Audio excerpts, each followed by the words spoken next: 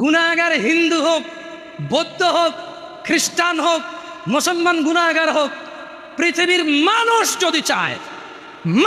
যদি চায় তার গুনাহকে নেকিতে পরিবর্তন করবে।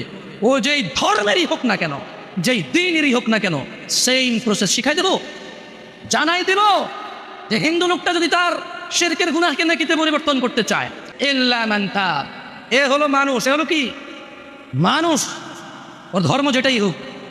সে বলল যে, সে কি বলল, সে প্রথমে আল্লাহর দিকে আসলো, এসে বলল যে আল্লাহ আমি অন্যায় করেছি। এবার অন্যায় যদি আল্লাহর শিরক হয় তাহলে বলবো যে শিরক করেছি অন্যায়, যদি জানা হয় তাহলে বলবো জানা করেছি অন্যায়, মদ হলে বলবে মদ করেছি অন্যায়। বুঝলেন কথা? আল্লাহর কাছে এসে বলবে আল্লাহ শিরক করতাম আর করবো না, মদ খেতাম আর খাবো না, জানা করতাম আর করবো না, এই ধরনের যে কোনো অন্যায় বলবে যে আল্লাহ এটা আর করবো না। তো আল্লাহ বলছে ইল্লা মান তাব, যেটা অন্যায় অপরাধ যেটাই হোক, সেই অপরাধ থেকে সে কি করলো, ফিরে আসলো।